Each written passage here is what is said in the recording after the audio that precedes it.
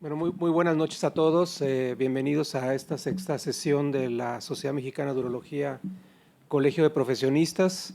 Agradecemos en esta ocasión a los laboratorios Johnson & Johnson por que se lleve a cabo esta sesión. Como siempre, un gran apoyo. Y bueno, sin más, empezaremos la sesión. Le daré la palabra a la doctora Marcela Pelayo para que empecemos con la orden del día. Gracias. Buenas noches. Continuamos esta orden del día con la lectura del acta anterior por la doctora Jessica Brenner.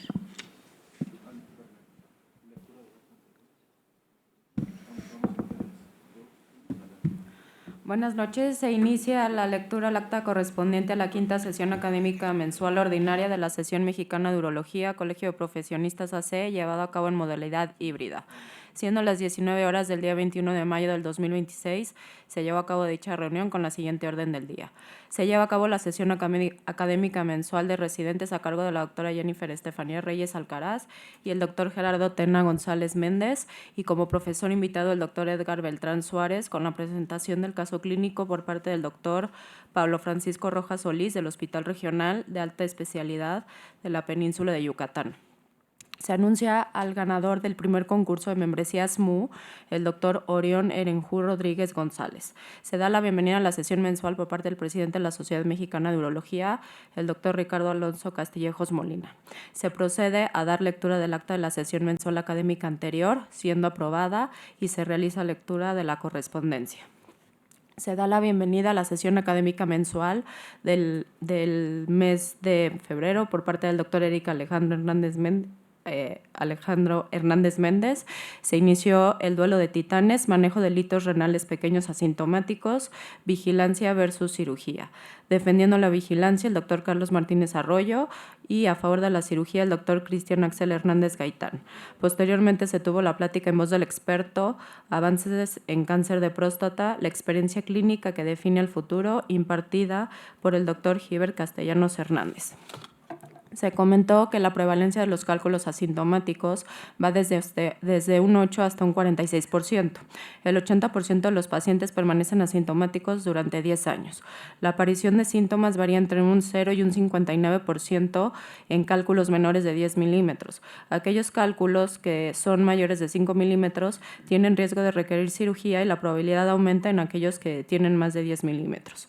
Se dijo que cálculos menores de 5 milímetros tienen mayor probabilidad de pasar espontáneamente. Las guías recomiendan observación en litos renales asintomáticos y la cirugía se reserva para aquellos con síntomas, crecimiento, obstrucción o infección. También se recomienda tratarlos cuando existe edad avanzada, pacientes pediátricos, algún daño renal, diabetes, hipertensión, riñón único, pacientes posttrasplantados o en profesiones de alto riesgo como lo serían los pilotos, militares o policías.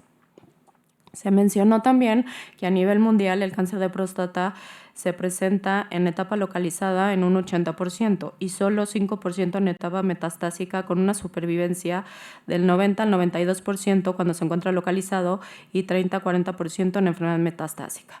Desafortunadamente en América Latina se presenta en enfermedad metastásica hasta un 60%. Se recalcó que la supervivencia anteriormente era de un 25% solo con ADT, y hoy en día con los tripletes podemos llegar hasta un 50% siempre y cuando se trate de un cáncer hormonosensible. Se comentó que en etapa metastásica se tiene que reclasificar a los pacientes, y para ello nos basamos en dos estudios, el estudio Charted y el estudio Latitude. Ya no está indicado la monoterapia con ADT y es necesario combinarlo con un ARPI y o más docetaxel. Dentro de todos los ARPIs no existe ninguna diferencia significativa en cuanto a la eficacia. Es necesario recordar que más del 50% de los 20 fármacos más utilizados simultáneamente tienen el potencial de causar alguna interacción con alguno de los ARPIs, como serían los anticoagulantes, los antihipertensivos y el omeprazol. Por último, para decidir el mejor tratamiento debemos de basarnos en las características de la enfermedad, factores del paciente y las barreras del mundo real. Finalmente, la sesión académica se finaliza con la sesión de preguntas y respuestas y se entregan los reconocimientos al panel de expertos. Procedemos a la votación de la aprobación de la lectura del acta anterior. Se aprueba por unanimidad y continuamos con la orden del día con la lectura de la correspondencia. Recibimos una solicitud con fecha 18 de mayo, doctor Ricardo Castillejos Molina, presidente de la Sociedad Mexicana de Urología. Por medio de la presente, el comité organizador y el Instituto Queretano de Urología tienen el honor de informar la realización del curso Querétaro Robotic Urology Summit 2026, encuentro académico enfocado en cirugía robótica urológica y cirugía de mínima invasión. El evento se llevará a cabo los días 7 y 8 de agosto del 2026 en la ciudad de Querétaro, México, teniendo como sedes Hospital Ángeles Centro Sur, Hotel Fiesta Americana, Hacienda Galindo. El Summit contará con cirugías robóticas en vivo, conferencias magistrales nacionales e internacionales, discusión de casos complejos, networking académico, participación de plataformas robóticas Da Vinci, Versus y Kang Duo. Asimismo, contará con la participación de profesores internacionales invitados, entre ellos el doctor Coelho y el doctor Arnaldo Fagundes. Por relevancia académica y científica del programa, nos permitimos solicitar de la manera más atenta el aval académico de la Sociedad Mexicana de Urología para dicho evento. Comité organizador, doctor Luis Almazán Treviño, doctor Alejandro Sierra, doctor Gastón Ochoa. Se aprueba el aval. Continuamos con la correspondencia recibida el día 25 de mayo del 2026, doctor Ricardo Alonso Castillejos Molina, presidente de la Sociedad Mexicana de Urología, doctor Eric Alejandro Hernández Méndez, secretario de Educación. Por medio de la presente, aprovecho para saludarlo y solicitar apoyo por parte de su laboratorio para nuestro evento anual Uromar de Cortés, el cual se llevará a cabo en el mes de septiembre 25 y 26 del 2026 en el Hotel Fiesta Inn de la ciudad de Mazatlán, Sinaloa. Encuentro regional de urología, donde se reúnen aproximadamente 100 a 130 urólogos de diferentes sitios de la República. El apoyo solicitado es a través de 3 ponentes para el evento, de esta manera promoviendo la actualización de la urología en temas como HOLEP y o urología robótica como máximo organismo nacional y reforzando los lazos que nos estrechan como socios de la Sociedad Mexicana de Urología y urólogos comprometidos con el avance de nuestra especialidad. Sin más por el momento, me despido, agradezco de antemano el tiempo que se tome para evaluar esta misiva y estamos atentos a la resolución que se determine por su parte. Doctor Camacho Montoya, presidente del Colegio Sinaloense. Se responde la solicitud atendiendo esta propuesta, representando a la Sociedad Mexicana de Urología como profesores el doctor Braulio Manso, el doctor Alejandro Alías y el doctor Bernardo Gabilondo. Y por último, damos lectura a la correspondencia recibida el 24 de junio del presente año, doctor Ricardo Alonso Castillejos Molina, presidente de la Sociedad Mexicana de Urología. Distinguido doctor Castillejos, la presente tiene una finalidad de solicitar el respaldo de la Sociedad Mexicana de Urología para fortalecer la candidatura de Cancún ante la Endourological Society como sede para el World Congress of Endourology en 2030. Deseando que se encuentre bien, aprovecho también enviarle un cordial saludo y hacer de su conocimiento que he juntado un muy competitivo comité local con el cual estamos haciendo las gestiones pertinentes para concursar, para traer el Congreso Mundial a Cancún en el siguiente espacio disponible 2030. Estamos muy emocionados de la posibilidad de traer de vuelta el Congreso Mundial a México. Nos hemos dado a la tarea de conseguir el apoyo de personas y organizaciones clave, tanto de giro médico y científico, así como de la industria farmacéutica, turística e incluso política. Está de más decir que el respaldo de la Sociedad Mexicana de Urología resulta de suma importancia, pues nos permitirá evidenciar ante el Consejo de esta unidad y la cohesión gremial que existe en la asociación urológica más importante de México y que usted ha traído excelentes puertos durante su destacada gestión. De considerarlo pertinente, agradeceríamos si pudiera manifestar su respaldo a nuestra candidatura mediante una carta con atención Michelle Paoli para incluir a nuestra próxima presentación ante el Consejo. Aprecio de antemano su valioso apoyo. Atentamente, doctor Mario José Basulto Martínez, director del programa de alta especialidad de endourología en el Hospital Regional de Alta Especialidad de la Península de Yucatán. Y se responde que se cuenta con el apoyo de la sociedad. Y continuamos con nuestra orden del día. Dando la palabra al doctor Eric Alejandro Hernández Méndez, secretario de Educación, con este programa académico.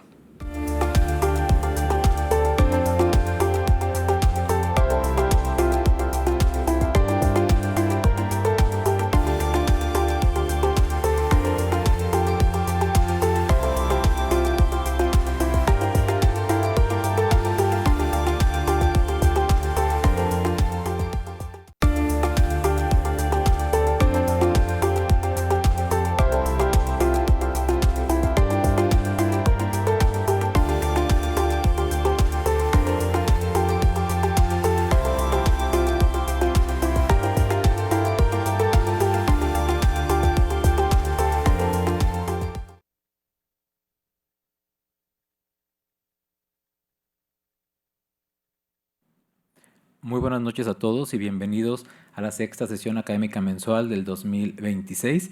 Iniciamos la segunda etapa académica de este año.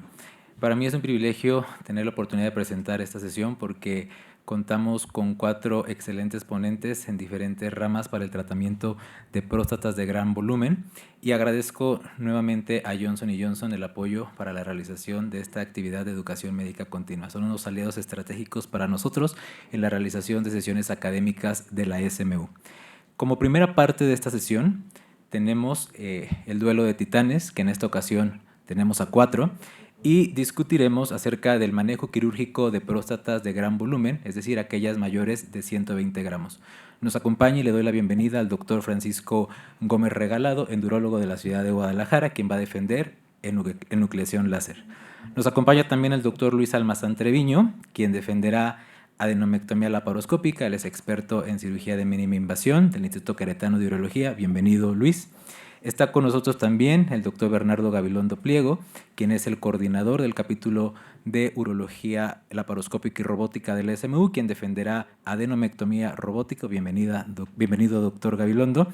Y está con nosotros el doctor Mariano Sotomayor de Zabaleta, expresidente de la Sociedad Mexicana de Urología, creo que conocido por todos nosotros, quien defenderá adenomectomía abierta. Posterior a la participación de nuestros titanes, daremos paso a la charla magistral en voz del experto, que en esta ocasión estará a cargo del doctor Iván Darío Patiño, urólogo oncólogo, nos acompaña desde Colombia. Bienvenido a México, doctor, y muchas gracias por participar. Y bueno, antes de comenzar con nuestra sesión, recuerden que tienen que escanear el código QR porque me gustaría saber qué opinan antes de que empiece esta pelea. A los que están también acompañándonos a distancia, los invito, o siguiendo la transmisión en línea, los invito a que escaneen el código QR y respondan cuál sería para ustedes el tratamiento ideal en próstatas de gran volumen, es decir, mayores de 120 gramos. Pues bueno, por ahí parece que la tarea más fácil la tiene Paco. Vamos a ver si la logra mantener, pero yo creo que, aunque la tarea más difícil es la del doctor Sotomayor, creo que se va a defender muy bien. Pues, sin más preámbulos, demos inicio a esta sesión que estoy seguro nos gustará a todos. Comenzamos con el doctor Francisco Gómez Regalado.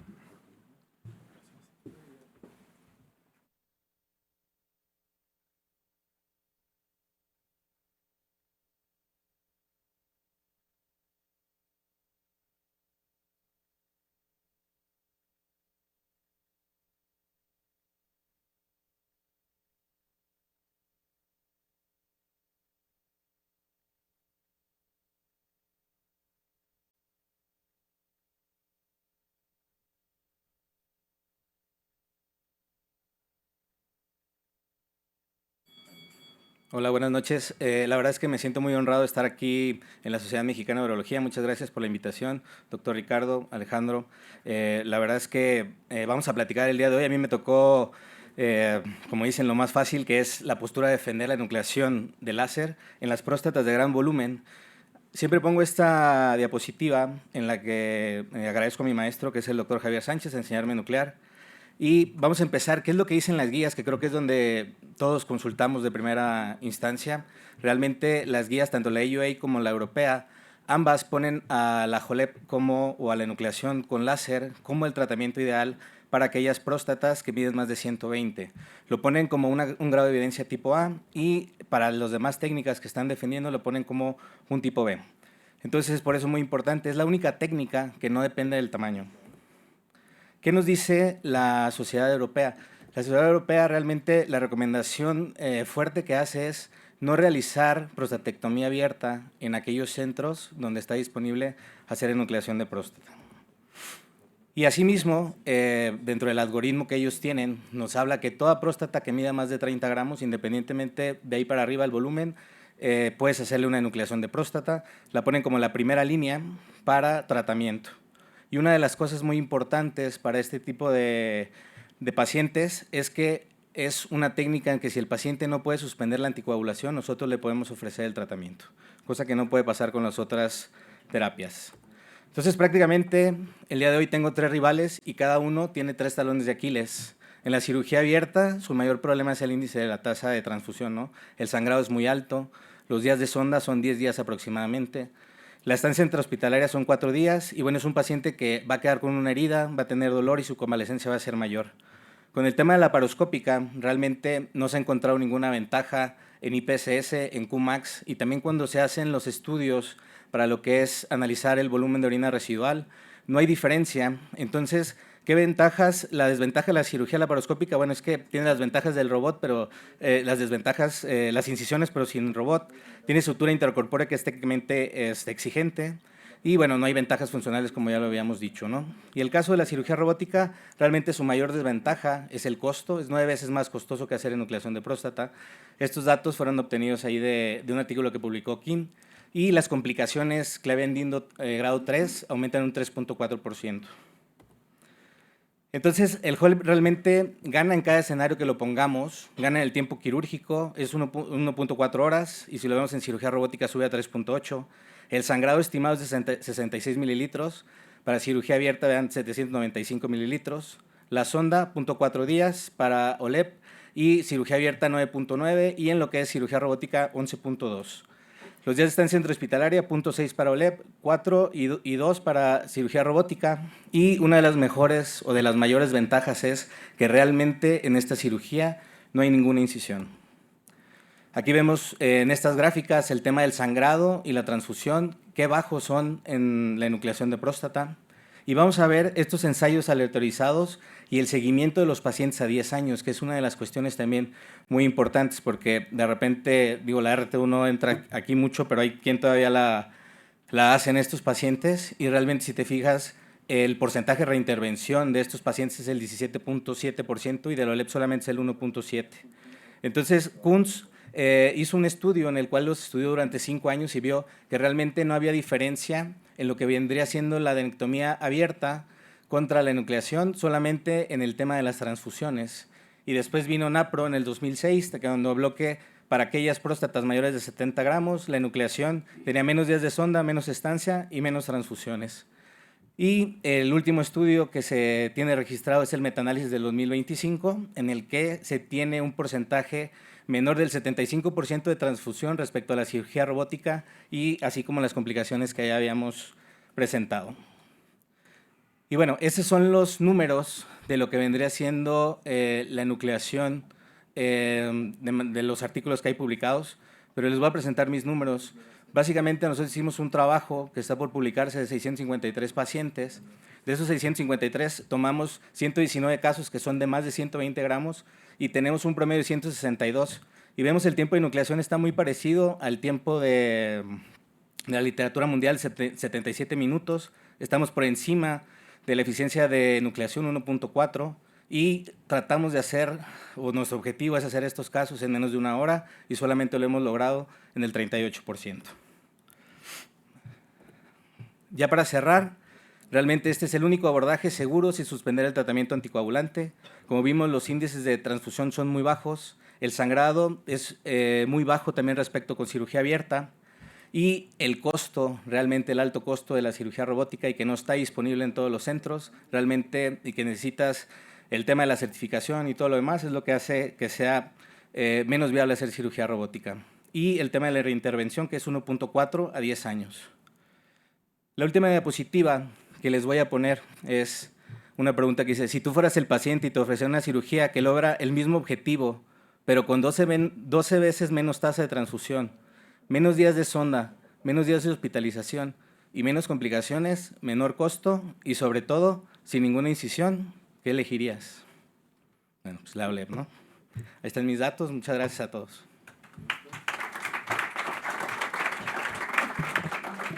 Gracias, Francisco, por tu presentación.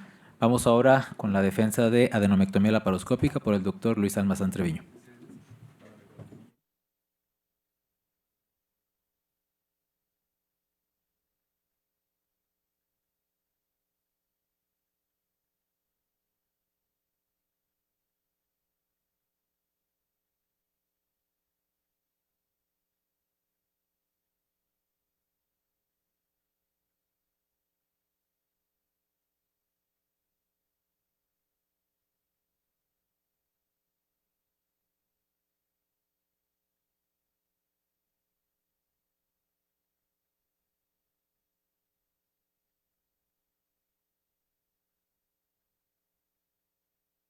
Bueno, que pasó Paco primero, así ya tenemos información para debatirle.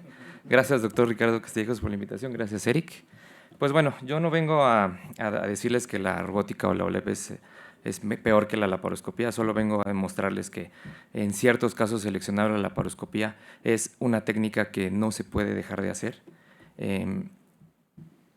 Ya lo mencionó Paco, las guías evidentemente tienen grados de recomendación A en cuanto a nucleaciones arriba de 120 gramos, lo mismo lo dijo en las guías europeas, pero si nos ponemos a revisar puntualmente no existe ¿cómo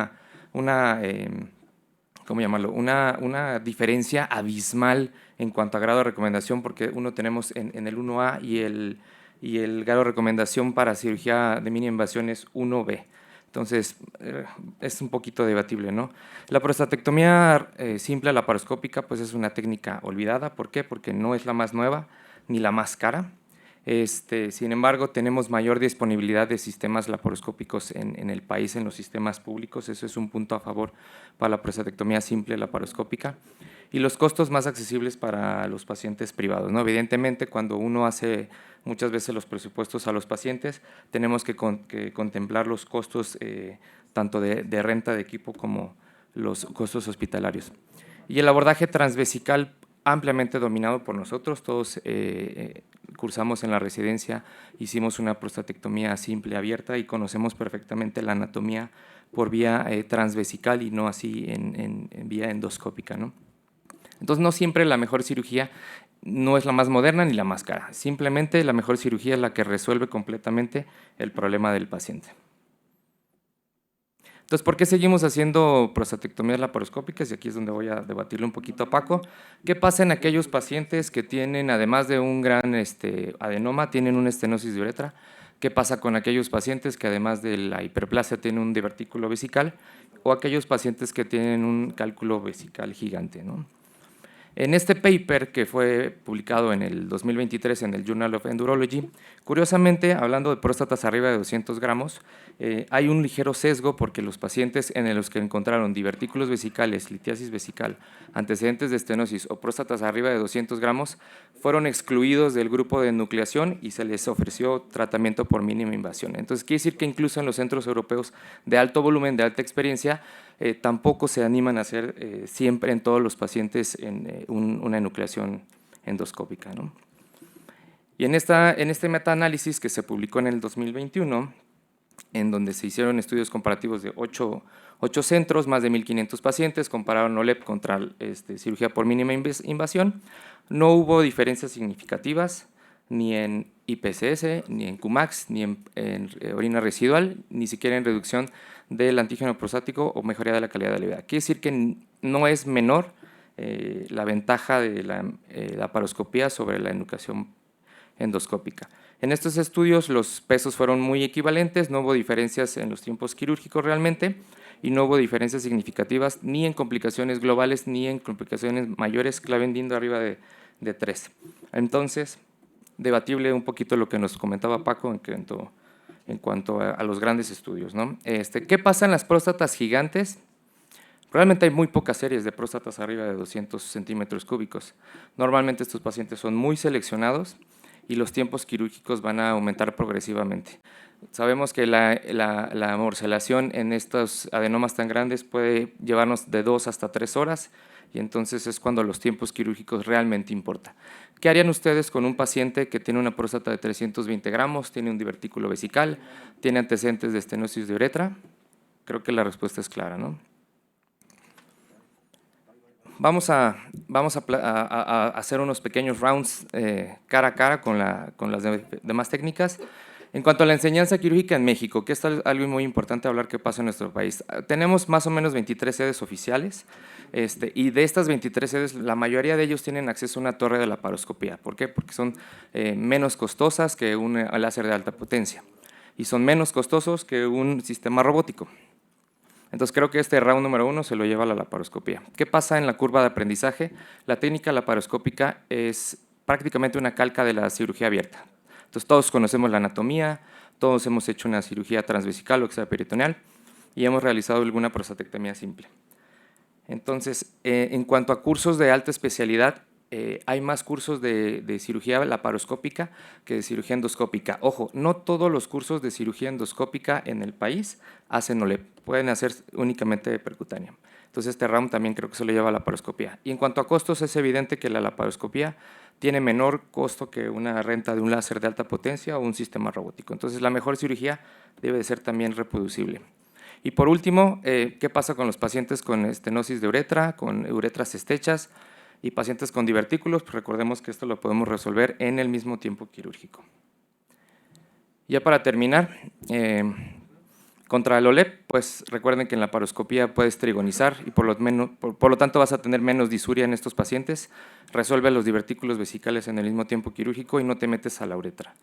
En pacientes con robot, pues la laparoscopía hay mucha más que sistemas robóticos, el costo puede ser 3 a 5 veces mayor y solo hay 200 urólogos certificados de los más de 1.500 que hacemos. Cirugía abierta, menor dolor, menor sangrado, menor riesgo de transfusión y una mejor visión. Muchas gracias.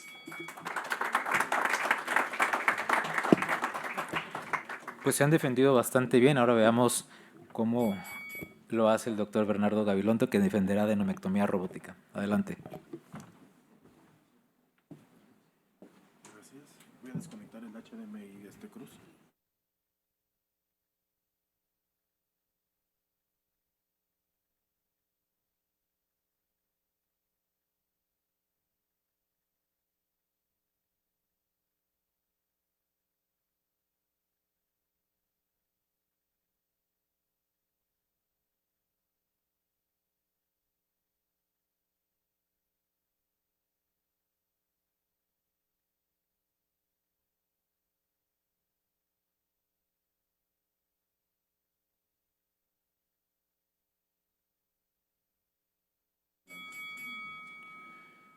Muchas gracias a la sociedad por la amable invitación a platicar pues de lo que es la cirugía robótica en la prostatectomía simple. Y pensemos que estamos pues, en el primer mundo. Creo que hay suficiente evidencia a nivel mundial, dependiendo pues, de la serie que nosotros revisemos, pero hay una tendencia clara hacia lo mínimamente invasivo.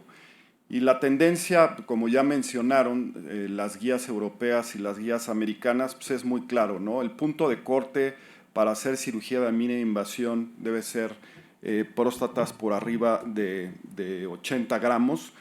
Y los resultados pueden ser equiparables con las diferentes técnicas, pero ¿a quién beneficia más la vía robótica? Pues el volumen de la próstata por arriba de 80, fracaso en el tratamiento farmacológico o retiro de sonda buscando una baja morbilidad y recuperación rápida, que esto es lo que más les puede llegar a preocupar a los pacientes. Y bueno, si se cuenta en el centro con una plataforma robótica y con cirujanos con experiencia, creo que es la mejor opción hoy en día. Y como ya mencionaron, podemos ofrecer cirugías concomitantes en el caso cuando hay una hernia o un divertículo o litiasis. Y la alternativa que puede acercarse más a la cirugía robótica pues es el OLEP, pero como lo vamos a ver, pues la curva es el gran inconveniente de esta técnica, pero la decisión final va a depender de la experiencia del cirujano y de la tecnología con la que cuente el centro. Algo que no se analiza en muchos de los reportes y no se analiza de forma profunda es lo que se conoce como la trifecta. ¿Y cuál es el significado y la interpretación que debemos de darle a esto?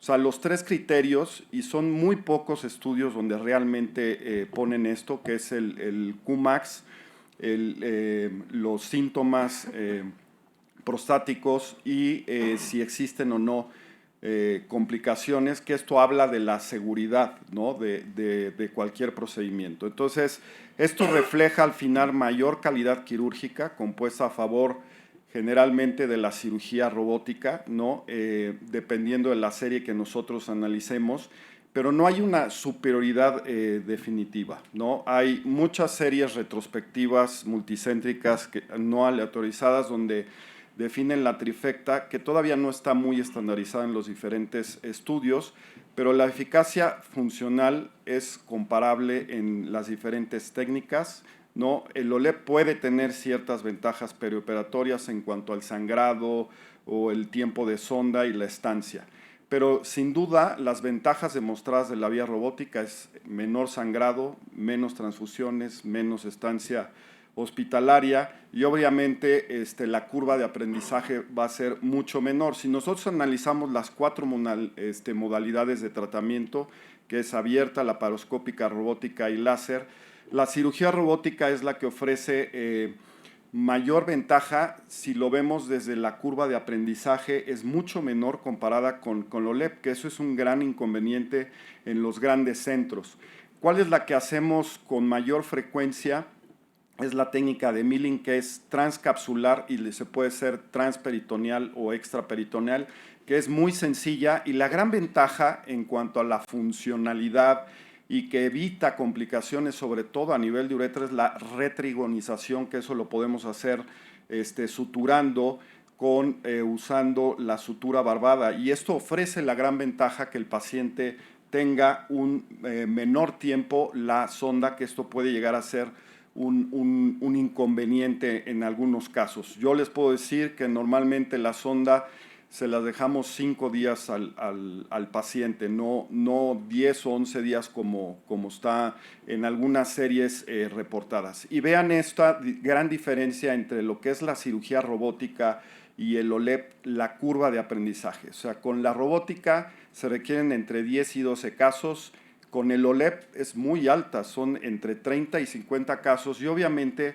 aquí hay que apoyarse mucho de gente que tiene experiencia. O sea, no podemos decir que el OLEP es un procedimiento que no requiere de un seguimiento, de un proctor, que eso es muy importante para este tipo de cirugías, porque las complicaciones no son menores. Y vean la diferencia entre una y otra técnica, los inconvenientes, pues el trauma uretral es algo que no se menciona, y la incontinencia urinaria, que es algo que hay que tomarlo en cuenta, y puede ser la incontinencia hasta en el 30% de los casos, y siendo mucho menor en la cirugía robótica, que obviamente la cirugía robótica ofrece el poder retirar volúmenes muy grandes de próstata con una morbilidad muy baja. Entonces, los resultados funcionales y complicaciones podemos decir que son superiores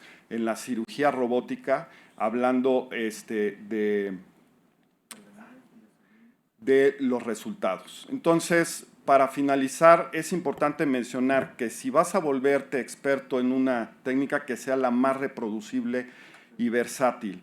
La cirugía robótica se domina rápido, o sea, entre 10 y 12 casos. Sirve para todo, para cualquier tamaño de glándula y patología asociada.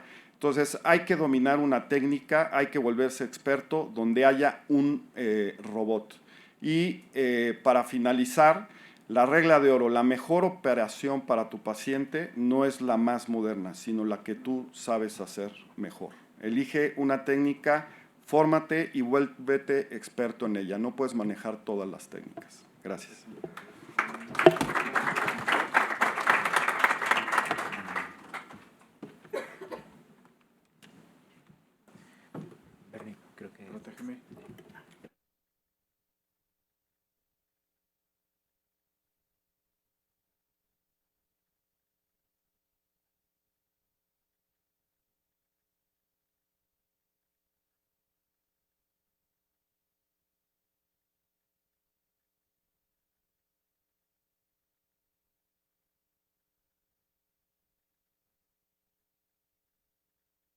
Y bueno, por ahí dicen, los últimos serán los primeros. Adelante, doctor Sotomayor, con su presentación.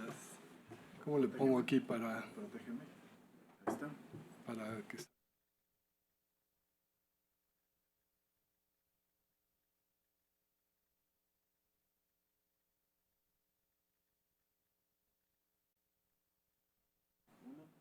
Muchas gracias a la Sociedad Mexicana de Neurología, a la mesa directiva por invitarme el día de hoy. Creí que iba a estar más difícil, pero cuando Ricardo me invitó, me hizo sentir así, como un corderito que iba a discutir una técnica abierta, sangrienta, contra técnicas impolutas, modernas, fancies, que deben de estar en todo México disponibles. Pero luego pensé que hay muchas maneras de llegar. Puedes llegar en un coche clásico, puedes llegar en un coche muy elegante, pero llegas al mismo lugar, siempre y cuando sepas manejar, y sepas manejar estándar, eso es lo primero. Ahora, ¿qué quiere el paciente? ¿Qué es lo que el paciente quiere? Y vean ahí, primero quiere que se cure por lo que vino, quiere que le quites los síntomas. Segundo, no se quiere complicar. La peor complicación que podemos tener es la incontinencia, que es bajita, pero es en algunas técnicas. La función sexual cada vez es más importante para la gente porque cada vez operamos gente más joven. Quiere no volverse a operar, no quiere que le hagas nada, ni de la próstata, ni complicaciones por la cirugía de la próstata. Quiere poder pagarla y que esté disponible donde él va, y recuperación rápida. En ese orden, no dice incisiones, no dice dolor. Creo que con lo que tenemos en la medicina moderna, aparte de los robots, tenemos analgésicos superpoderosos. No dejamos la sonda 15 días tampoco en la cirugía abierta. Y no trato de convencer de que es la cirugía que tenemos que hacer todos, pero creo que tiene un papel. Es un estudio multicéntrico, es decir, no es de un lugar, no es de un experto, es un estudio alemán, una serie grande. Y lo que quería revisar es qué pasa con los pacientes que se operan de prostatectomía abierta. Sí sangran, no hay duda, sangran los pacientes, y esto es operador dependiente, igualito que todo. Pero la tasa de transfusión es alrededor de 7%, hay infecciones, se tienen que reoperar algunos pacientes, algunos se mueren, pero también en las otras técnicas. Ninguna técnica es perfecta, pero logra el objetivo, ahorita van a ver adelante, y el Qmax no es arriba de 10, es arriba de 20, por lo menos. Ahora, cuando comparamos todas las técnicas mínimamente invasivas contra la abierta, no hay diferencia en síntomas, es decir, se curan igual con todos. No son técnicas malas, yo no estoy diciendo que la abierta, o digo la robótica, la laparoscópica o LEP sean malos, por supuesto que no. Son técnicas buenas y no hay diferencia en síntomas, calidad de vida, en Qmax ni tiempo de irrigación. Sí hay menos sangrado, menos cateterización, menos hospitalización y menos tasa de transfusión con las técnicas mínimamente invasivas. Cuando comparamos enucleación contra abierta, claramente en contra de la abierta hay más transfusiones. Y en esta revisión sistemática, si bien no hay una diferencia estadísticamente significativa, sí hay una tendencia a mayor incontinencia cuando se hace enucleación, ya sea bipolar o con láser. Un estudio comparativo, otra vez una revisión sistemática, y no es de cualquiera, es de Kunz, donde compara abierto contra enucleación. Otra vez no hay diferencia, salvo en las transfusiones a favor de OLEP, pero no menciona incontinencia. Y esta es una serie moderna, es una serie de un experto, una serie italiana, ahí donde se formó el doctor Castillejos después de nutrición, y fueron pacientes consecutivos operados de OLEP. Era un cirujano, un solo cirujano que había operado más de 1,600 casos. ¿Y cómo evaluaron? No es, yo pienso que tengo 3% de incontinencia. Un estudio prospectivo donde analizan con cuestionarios validados, incontinencia, potencia, etc. Y vean, el volumen preoperatorio, que es una cosa que siempre pasa. Los volúmenes preoperatorios, medidos por ultrasonido, resonancia, como quieran, nunca son fidedignos. Nosotros hicimos en nutrición esto hace muchos años y no es verdad. Ellos decían que el promedio era 87, cuando quitan 58. Entonces, estas próstatas gigantes de 120 a veces son de 60. Entonces, no es todo igual. A los 3 meses todos orinan, bendito Dios.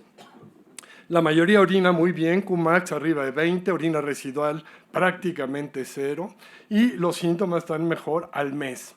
Pero la continencia no es perfecta. Va mejorando, sí, pero a los 12 meses todavía hay un 6% de incontinencia. ¿Y cuáles son los predictores? Próstatas más grandes, IPSS mayor y la continencia preoperatoria.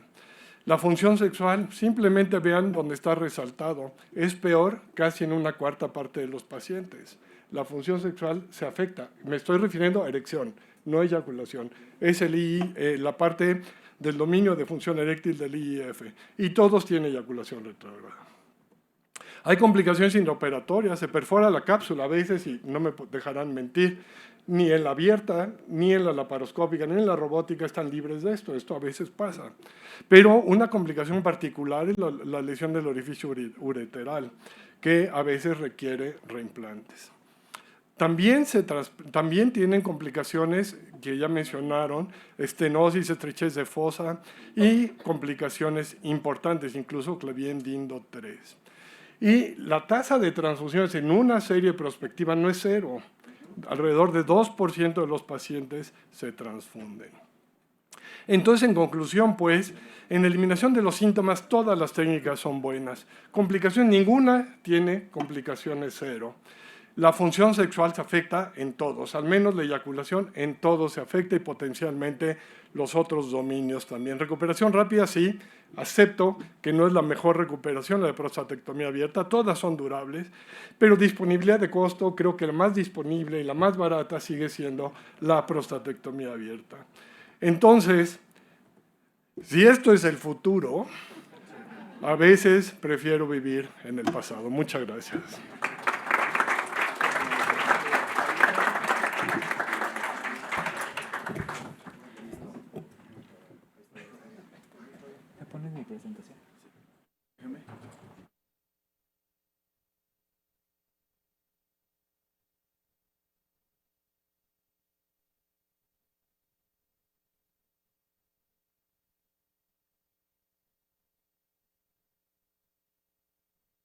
Muchas gracias a nuestros ponentes. Vamos a darles un fuerte aplauso. Creo que los 4 hicieron un gran trabajo.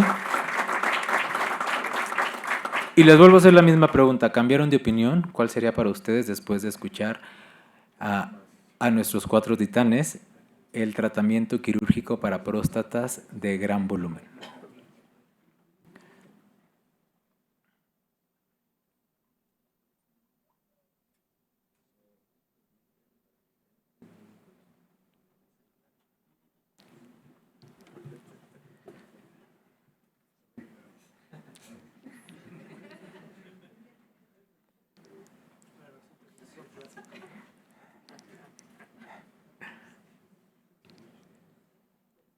Pues así como las quinielas de este mundial, ¿no?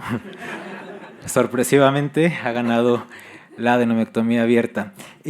No sé si alguien aquí tiene alguna pregunta.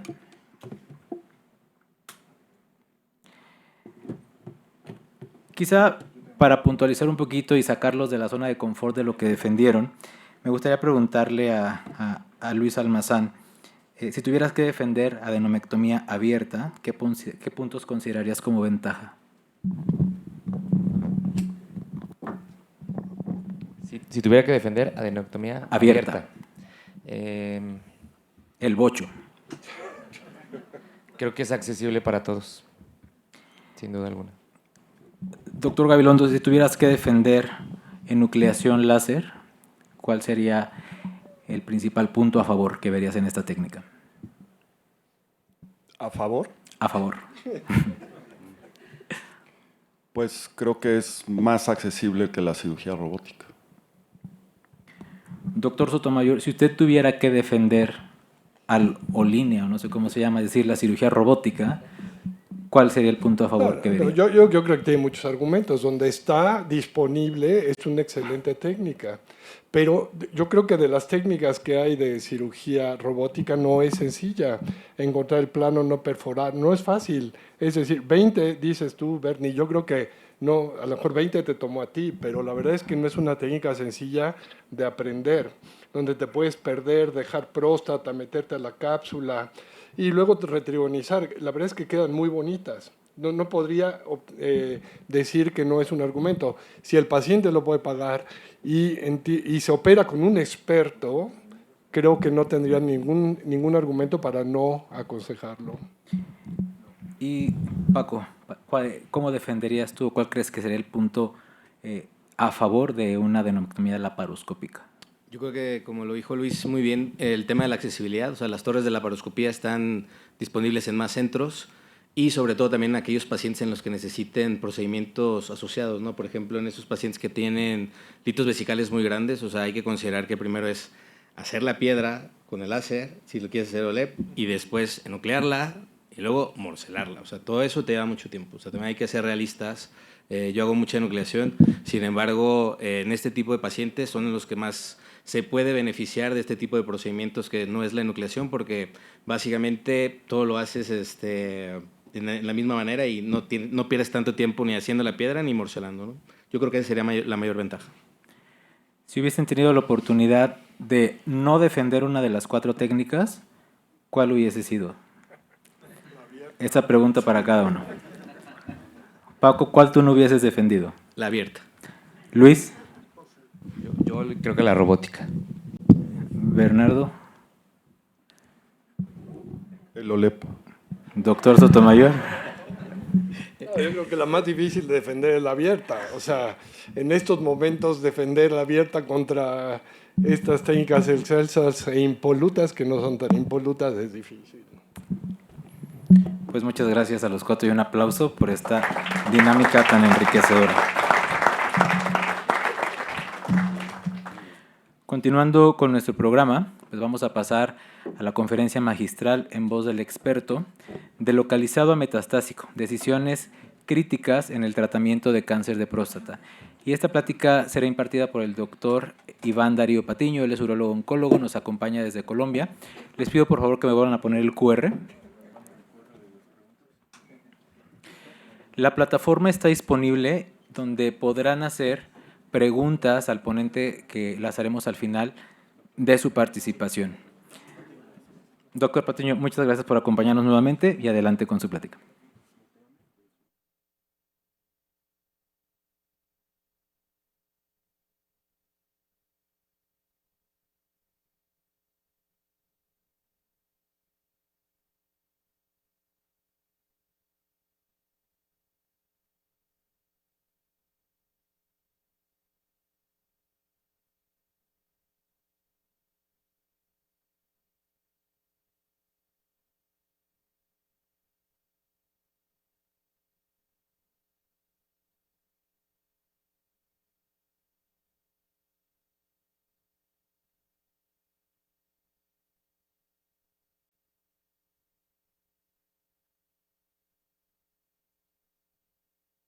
Bueno, muy buenas noches a todos. Muchísimas gracias por estar acá. Agradeciendo mucho a la Sociedad Mexicana de Urología por la invitación.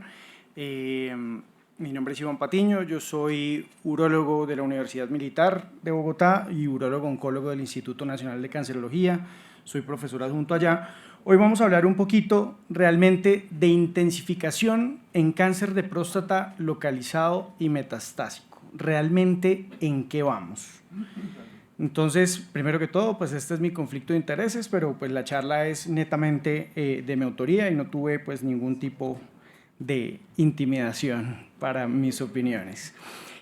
Primero que todo, pues definitivamente el cáncer de próstata es el cáncer más frecuente en los hombres, donde tiene la incidencia más alta, aproximadamente 16.479 casos, con una mortalidad que se acerca en Latinoamérica al 12.2%, donde para México, muy curiosamente, la mortalidad se acerca hacia el 10%, pero si les pasa igual que en mi país, muy seguramente eso debe deberse también a baja recolección de datos por el sistema de salud. Donde definitivamente cuando uno se coloca a ver los diferentes estudios, pivot trials, uno se da cuenta pues que a veces le comparan a uno prostatectomía radical, le comparan observación y le comparan radioterapia y dicen pues que definitivamente la observación es una alternativa, pero uno tiene que mirar siempre todo esto con detalles. Este es el estudio que salió publicado, este es el estudio de DIE del año 2020, donde mostraba los porcentajes de la mortalidad por los pacientes por cáncer de próstata. Y definitivamente el riesgo de proporción de los pacientes que tienen enfermedad de bajo riesgo a 10 años es muy bajo y es cercano al 5%, pero definitivamente los pacientes de riesgo intermedio de favorable, alto riesgo y muy alto riesgo pueden tener mortalidades cercanas, inclusive hasta el 50% en enfermedad localizada. Es por eso que definitivamente los grupos que se benefician de tratamiento son esos grupos que tienen enfermedad de riesgo intermedio y de alto riesgo.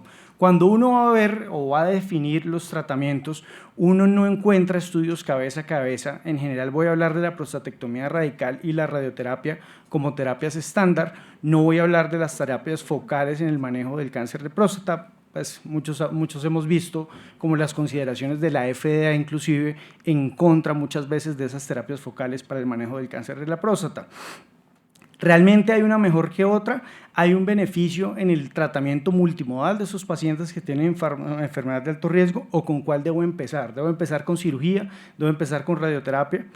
Definitivamente hay una racionalidad en llevar los pacientes a cirugía o en la realización de prostatectomía radical. Definitivamente estos datos los vamos a encontrar de estudios retrospectivos. Este es un estudio del doctor Hertelman, es del año 2024, donde comparaba definitivamente la radioterapia con sus tipos como braquiterapia, hormonoterapia, vigilancia y monitoreo, y definitivamente la prostatectomía es un estándar de tratamiento disminuyendo la tasa de mortalidad cáncer específica. Este es el estudio CAPTURE. Este es un metaanálisis, que es el metaanálisis de Pretelli, donde se incorporaban 17 artículos, la gran mayoría de pacientes T2C, con PSAs mayores a 20 y enfermedad grado grupo 4, grado grupo 5, donde se mostraba definitivamente una tendencia a favor de la prostatectomía radical. Esto es en supervivencia cáncer específica, y estos son los datos de supervivencia global, donde definitivamente los pacientes que tienen enfermedad cáncer de próstata de alto riesgo se pueden beneficiar de manejo con cirugía.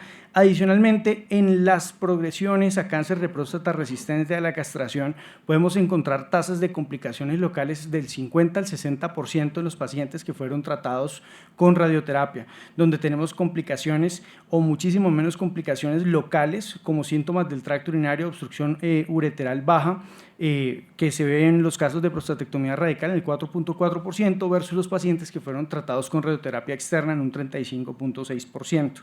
Y definitivamente en los índices de calidad de vida en este tipo de pacientes, que ya estamos hablando de pacientes con resistencia a la castración, tiene un mejor dominio sexual y urinario la radioterapia, pero un peor funcionamiento intestinal. Y cuando uno se pone a hablarle de esto a los oncólogos radioterapeutas, lo primero que ellos van a hacer es que nos van a sacar este artículo que salió publicado en Asco Geniturinario del año 2025, donde tratan de hacer un estudio aleatorizado donde cogen dos cohortes, la cohorte de prostatectomía radical del estudio CALP y la cohorte de radioterapia del RTOX 0521, donde prácticamente ellos empiezan o cogen las series, hacen un pareamiento y las comparan con respecto a desenlaces oncológicos en los tratamientos.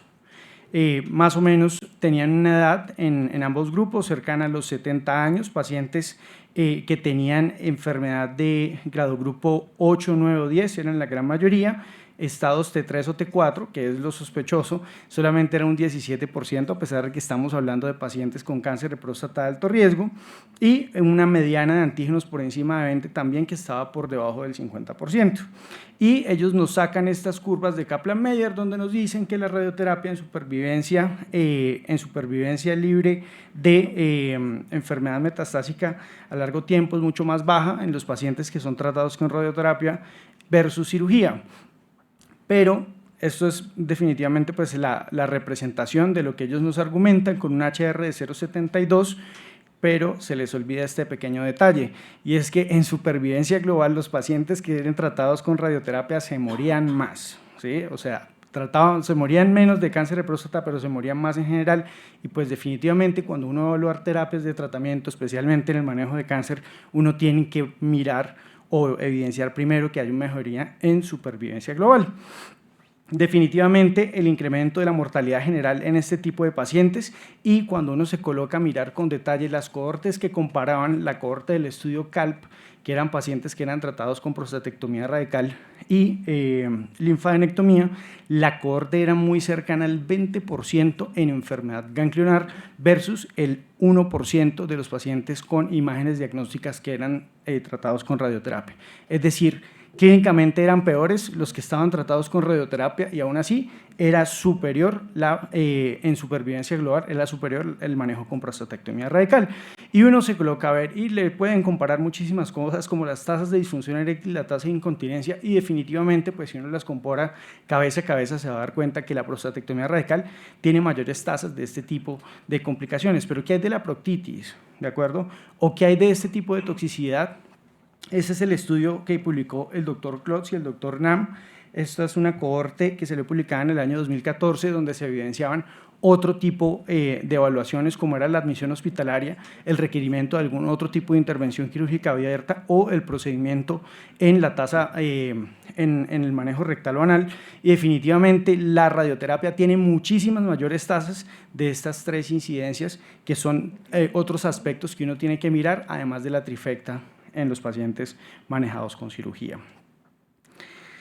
Y estas son las imágenes de lo que vemos en los pacientes que son manejados con radioterapia. Estrechez uretral, vemos calcificaciones distróficas de la próstata, vemos necrosis o inclusive vemos fístulas rectovesicales en los pacientes manejados con radioterapia. Y pues nosotros que somos urólogos, o en su mayoría creo que somos urólogos, sabemos que las complicaciones de la prostatectomía radical se manejan con cirugía, pero las complicaciones de la radioterapia, como el dolor pélvico o las calcificaciones distróficas o la estrechez uretral, realmente son de muy difícil manejo. Muchas veces uno acaba haciendo una bolsa de Indiana para estos casos de fístulas o inclusive conductos o colostomías permanentes para los pacientes. Entonces, ¿cómo se define el cáncer de próstata localizado de alto riesgo? Cuando uno se coloca a mirar, definitivamente lo que uno busca es tasas de supervivencia global, y uno ve como ciertas comparaciones o ciertas similitudes. La primera que salió fue la clasificación del doctor Amico, que fue en 1998, donde él incorporó pues estas tres escalas, donde era el estadio clínico, el grado grupo y el nivel del PSA, y estos marcaban supervivencia libre de progresión a 5 años y a 10 años en los pacientes manejados. Y acá es de donde salieron los otros tipos de clasificaciones. A la izquierda tiene la clasificación de la NCCN y aquí abajo tiene la clasificación de la guía europea, donde ya se empiezan a incorporar otras variables que no se tenían en cuenta en la clasificación de Amico, como es la presencia de enfermedad ganglionar o N positiva. Y apareció esto que definitivamente sí cambió el paradigma o el estándar de tratamiento en el manejo de los pacientes con cáncer de próstata de alto riesgo, y es que salió el estudio STAMPEDE. Este es el metaanálisis que publicó el doctor también, está el doctor Declan Murphy también en este grupo, en el año 2022, donde se hizo un metaanálisis de 2 estudios clínicos aleatorizados, que era el estudio que trataba a pacientes con cáncer de próstata de muy alto riesgo, que eran pacientes, la gran mayoría eran T3 o T4, tenían grado grupo de 8 a 10, PSAs por encima de 40 Ns positivos, donde incorporaba la intensificación local con abiraterona y la intensificación local con abiraterona y enzalutamida, y ellos querían ver su endpoint primario, una supervivencia libre de metástasis. ¿Por qué la supervivencia libre de metástasis empieza a marcar tanta importancia? Y es porque pues, hay una descripción del doctor Sweeney donde muestra que la supervivencia libre de metástasis es un subrogado de supervivencia global. Sabemos que en los estudios de cáncer de próstata, en muchos casos, dadas las terapias que tenemos emergentes, la supervivencia global la vamos a ver a 15 o 20 años, y pues tener uno que esperar 20 años del seguimiento de un estudio clínico para obtener una respuesta se puede poner un poco complejo, y es por eso que tratan, o en la gran mayoría de estudios clínicos tratan de mostrar subrogados de supervivencia global. Este es uno, que era la supervivencia libre de metástasis. Pero ¿cuál sería la sorpresa de los doctores? Que definitivamente el endpoint primario sí les dio con un hazard ratio de 0,53, con una supervivencia libre de progresión a 5 años, pero también les dio positivo para supervivencia global en esos pacientes que tenían especialmente esas características de muy alto riesgo, donde los pacientes que más se beneficiaban eran los pacientes que tenían enfermedad ganglionar. Y aquí es donde empieza a nacer el paradigma de las intensificaciones en terapia local en cáncer de próstata. Stampede dio positivo, se volvió un nuevo estándar en ese tipo de pacientes, empezó a aparecer en las guías casi que por encima de la cirugía, a pesar de que vemos que las complicaciones con radioterapia inclusive pueden ser mayores, y empiezan a aparecer los estudios con intensificación con darolutamida, cabazitaxel, inclusive el lutectomy, que muchos de esos todavía se encuentran en estudio. Pero la cosa se tenía que complicar más, y es que el doctor Hoffman, en el año 2020 sale la publicación del ProPSMA, donde empieza a reestadificar los pacientes que tienen cáncer de próstata de alto riesgo con una nueva terapia que es el PET con galio 68, donde él se encuentra o empieza a darse cuenta que la gran mayoría de pacientes que tienen enfermedad de alto riesgo con 2 factores o más pueden tener un cambio del paradigma del tratamiento en un 50%, es decir, que empezamos a tener una tasa mayor de detección de enfermedad metastásica oculta a largo tiempo. Aún así, Stampede se hizo con imágenes convencionales, sigue siendo un estándar. ¿Por qué? Porque dio para supervivencia global, que es prácticamente lo primero que uno debería mirar en los estudios clínicos. Y viene otro tipo de desafíos en ese tratamiento del Stampede, adicionalmente a las complicaciones relacionadas con la radioterapia, y es que los pacientes con la ADT o con la intensificación con la viraterona, ni siquiera es con la misma viraterona, sino es con la prednisolona muy seguramente, empiezan a tener tasas mucho más altas de diabetes mellitus, de lipidemia, riesgo cardiovascular, osteoporosis, síndrome metabólico, obviamente el deterioro cognitivo, y los índices de calidad de vida empiezan a empeorar en ese tipo de pacientes. Hasta que nuestra queridísima doctora Taplin, en ASCO de este año, nos empieza a mostrar los resultados del estudio Proteus. El estudio Proteus, pues la justificación del estudio, lo que ya habíamos visto, la recaída bioquímica en aproximadamente el 50% de los pacientes en los 5 primeros años, con la tasa de mortalidad más alta a 20 años en este grupo de pacientes que tienen enfermedad de alto riesgo. Ella definió el alto riesgo para ese estudio de acuerdo al NCCN, y de dónde salió la hipótesis o la justificación es que ya habían estudios fase 2 que habían dado positivos para supervivencia libre de metástasis en la intensificación con tratamiento local con apalutamida. Es un ensayo, el Proteus es un ensayo fase 3, doble ciego aleatorizado, donde se incorporaban 184 sitios en 18 países, donde eran pacientes que tenían adenocarcinoma de próstata histológicamente confirmado, candidatos a prostatectomía radical. Este estudio tiene varios matices, y es, por ejemplo, eso, y es que muchos de los criterios de inclusión o de las terapias subsecuentes no son definidas en el protocolo cuando uno se coloca a revisarlo, sino son definidas en cada centro, por ejemplo, que sean candidatos a prostatectomía radical, y digamos que eso puede inferir sesgos o pacientes de mejor estadio clínico, digamos, para cirugía. Eran pacientes por NCCN que no tenían imágenes convencionales, no tenían enfermedad metastásica por imágenes convencionales, eran pacientes que tenían permitidos el N1 pélvico, y desde el año 2022 se hizo una enmienda, y es que ya con la aprobación de la FDA del PET con PSMA se volvió un estándar la estadificación de los pacientes de alto riesgo con PET. Entonces se incorporó el PET a este tipo de estudios que, como vimos, nos empieza a reclasificar un poquito mejor los pacientes que tienen enfermedad localizada versus los que tienen enfermedad avanzada. Y ella empieza a definir unos enlaces primarios, y es que primero ella empieza a hablar de una respuesta patológica completa o una carga residual mínima de tumor medida como menor a 0.5 milímetros en el procesamiento de la patología, o pacientes con un estadio YPT2 o inferior, y esto se hizo a través de una revisión central. Y lo segundo, el desenlace de supervivencia libre de metástasis. ¿Por qué? Porque lo que habíamos hablado es un subrogado de supervivencia global. Pues cuando uno se coloca a mirar ese desenlace de respuesta patológica completa, le empieza a parecer un poco extraño, porque casi que en ningún otro estudio se empieza a incluir este tipo de marcador como una desenlace primario, y lo trataron de traer de los estudios que tienen relacionados con mama, donde se encuentran que los pacientes que tienen enfermedad de carga menor pues tienen mejores tasas de supervivencia global. ¿Esto de dónde salió?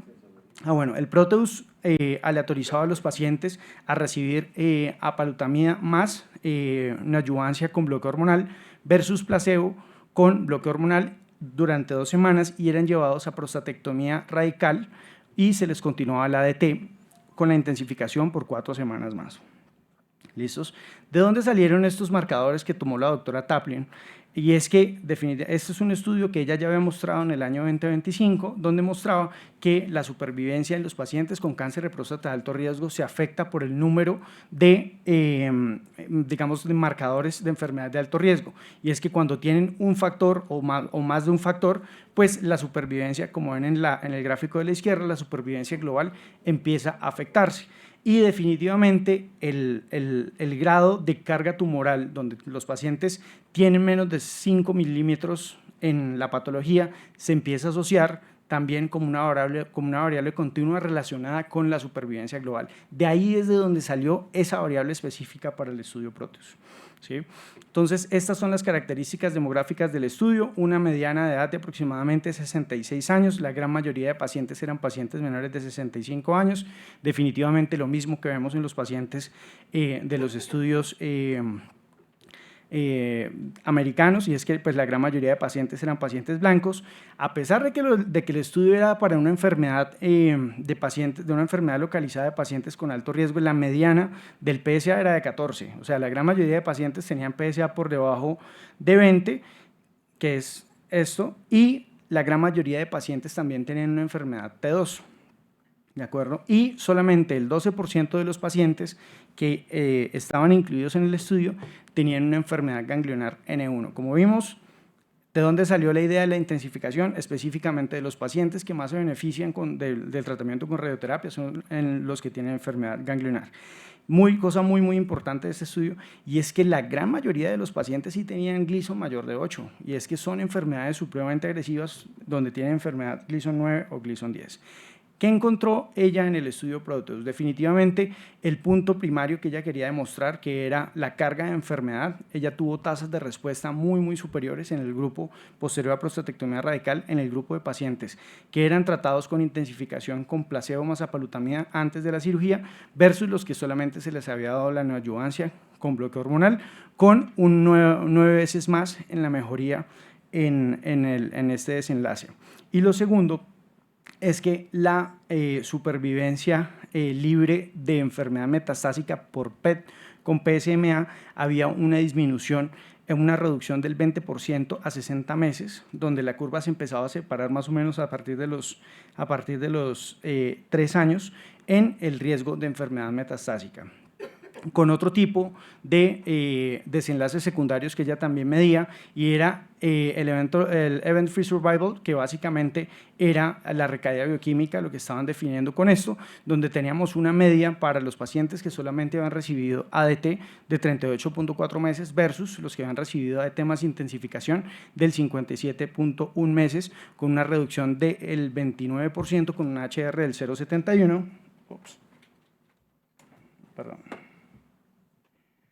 Y también el tiempo a terapia subsecuente. Esto es muy importante, porque los pacientes, cuando llegan a nuestras consultas para el tratamiento de una enfermedad oncológica, ellos tienen muchísimas inquietudes, especialmente que uno les diga que van a requerir terapias adicionales, donde hubo una reducción aproximadamente en 3 años el tiempo a la terapia subsecuente.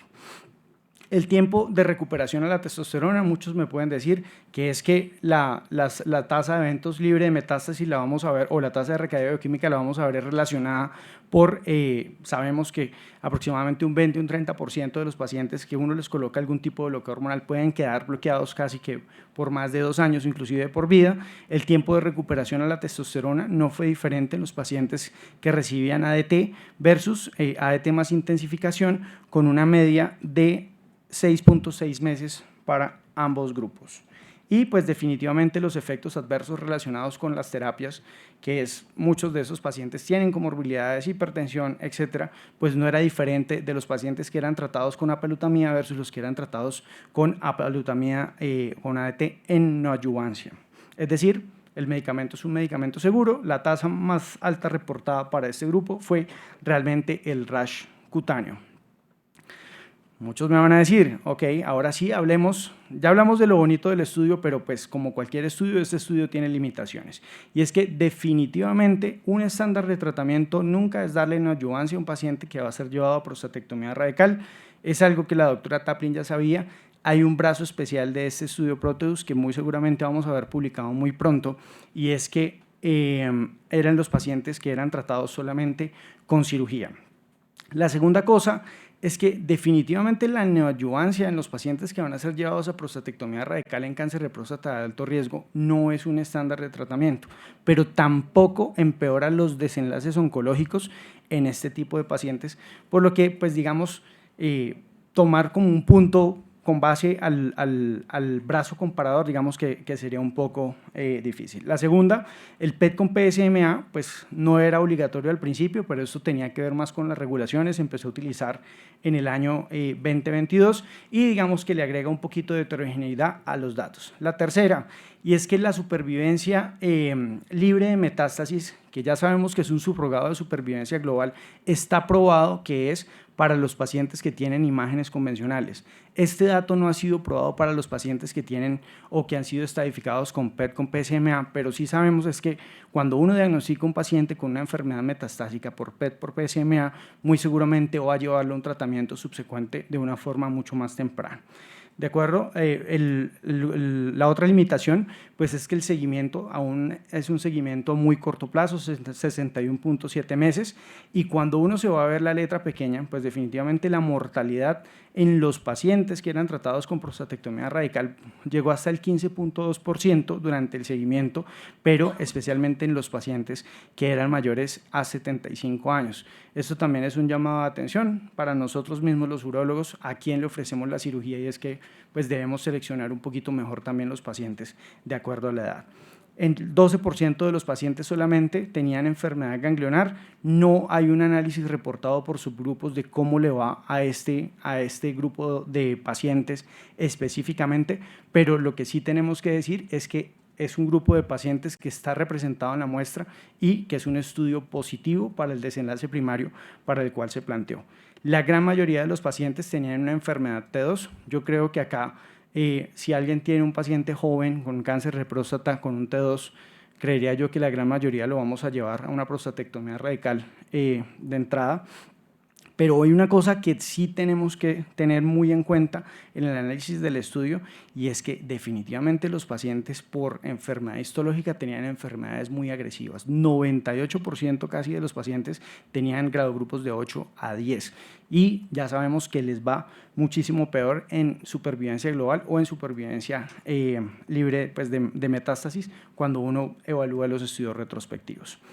Esta es la limitación, y es que cuando se hizo el análisis de supervivencia libre de metástasis solamente para imágenes convencionales, no fue superior la neoadyuvancia con ADT sola versus el ADT más intensificación. No tenemos estudios, no tenemos la respuesta hoy por hoy si la supervivencia libre de metástasis medida por PET es un subrogado de supervivencia global.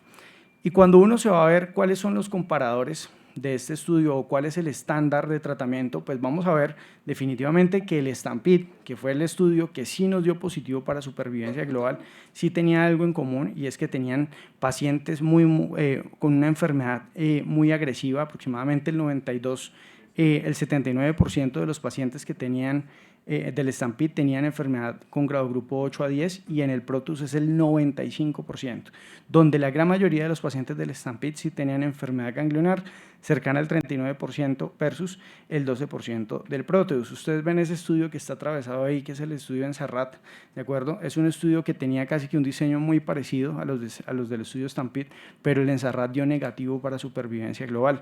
Y si uno se coloca a ver, sí es muy parecido, casi que los niveles del PSA o el estadio clínico con T3 o T4 del Proteus al Ensarrat, y entonces empieza uno, ¿por qué el Ensarrat es negativo y por qué el Proteus sí es positivo? Puede ser el ARPI la diferencia, puede ser la MIA la diferencia, puede ser que el Ensarrat también se hizo con imágenes convencionales y no se hizo con PET con PSMA, o será la cirugía y la citorreducción lo que nos va a empezar a marcar la diferencia en esos pacientes que tienen cáncer de próstata localizado de alto riesgo. Las conclusiones, definitivamente la intensificación preoperatoria en esos pacientes que tienen enfermedad ganglionar N1, como nos mostró el Stampede y nos mostró el Proteus, casi que la intensificación preoperatoria se nos empieza a volver un estándar de tratamiento en esos pacientes que tienen enfermedad ganglionar. Definitivamente, antes de que uno empiece a adoptar una posición de utilizar una terapia o no, uno pues necesitamos más seguimiento de supervivencia global con digamos, el arma de doble filo, y es que los tiempos de seguimiento en los pacientes que tienen cáncer de próstata con tratamiento localizado suelen ser muy largos. El brazo comparador, solamente el que salió publicado ahorita, eran los pacientes que tenían neoadyuvancia. Definitivamente ese no es el estándar de tratamiento, hay que ver como unas comparaciones adicionales, muy seguramente en la radioterapia intensificada o en los pacientes que son tratados con prostatectomía radical de entrada, si en la terapia multimodal o las terapias subsecuentes sí les van a dar, va a haber una diferencia en supervivencia global. La enfermedad residual en próstata, es decir, el tamaño del tumor, como los pacientes que son bajados de esos pacientes que tienen enfermedad YPT3, que tienen enfermedad T3 o T4, que son bajados a YPT2 o menos, va a ser un nuevo estándar que nuestros patólogos nos empiecen a medir esa enfermedad residual, porque ya como nos mostró la doctora Taplin, es un subrogado de supervivencia global y muy seguramente nos va a servir de factor pronóstico en esos pacientes que son tratados. Como yo lo veo hoy por hoy, definitivamente son para pacientes que tienen enfermedad ganglionar, que tienen enfermedad con grado grupo 8 o más, dado que la cirugía definitivamente tiene menor toxicidad que la radioterapia en lo que vimos antes, y son esos pacientes que tienen, son esos pacientes que muy seguramente que cuando nos llegan a nuestra consulta tienen más de un T2, que tienen un receso comprometido del examen físico, y los vamos a hacer o los vamos a volver de una enfermedad inoperable a una enfermedad operable. Muy seguramente serían los pacientes a los cuales yo les ofrecería hoy por hoy la terapia. Y pues definitivamente también lo colocaba el doctor Declan Murphy, lo coloco ahí, la prostatectomía radical en este tipo de pacientes, en el caso de poderse, debería ser robótica y debería considerarse una linfadenectomía ampliada.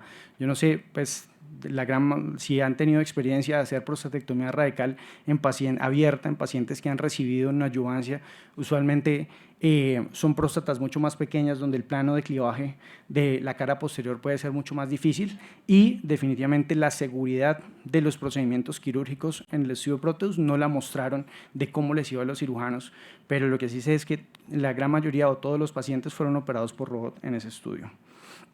Ahora hablemos un poquito de la intensificación en cáncer de próstata metastásico. Ya vi que en la sesión pasada hablaron un poquito de la intensificación como un nuevo estándar en los pacientes que tienen cáncer de próstata metastásico, ya sea en una enfermedad de alto o de bajo volumen. Y pues definitivamente, para resumirles, hay 7 estudios que han salido publicados en cáncer de próstata metastásico, ya sea de alto y bajo volumen, donde solamente 6 dieron positivos para supervivencia global, y vuelve y juega. Definitivamente, casi que es una de las elecciones que uno tiene que empezar a mirar cada vez que escoge un tratamiento en oncología, y es que definitivamente sí voy a hacer que con esta intervención mis pacientes vivan más. Segundo que todo, cuando uno tiene el resumen de los 7 estudios ahí, uno tiene que empezar o ver que cada paciente se le empieza a uno como a parecer más a un estudio que el otro. Definitivamente, si a ustedes les pasa lo mismo que a nosotros, a veces son pacientes que llegan con enfermedad metastásica, uno les inicia el bloqueo hormonal y el paciente se pierde verde y aparece después. Los tiempos de ventana para inclusión de estos pacientes, la gran mayoría de los tiempos de ventana son 3 meses. El único estudio que tiene un tiempo de ventana mucho más amplio de 6 meses es el estudio Titán. Definitivamente la supervivencia global, como vimos en absolutamente todos los estudios, fue positivo. Para algunos con enfermedad de alto volumen, otros de alto riesgo, que es la definición que tenemos por latitud, pero lo que es ensalutamida, por ejemplo, o lo que tenemos apalutamida, son positivos para una enfermedad metastásica de alto y bajo volumen.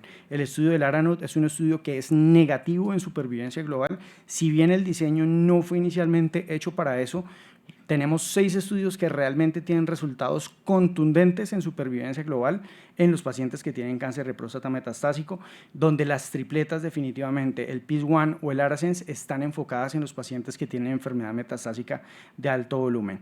Y siempre ver los efectos adversos. Sabemos que el precio de iniciarle una quimioterapia a un paciente es algo que el paciente va a tener que pagar, lamentablemente, la toxicidad de ese tipo de tratamientos, y es importante que en la toma de decisiones siempre incluyamos el concepto de este paciente.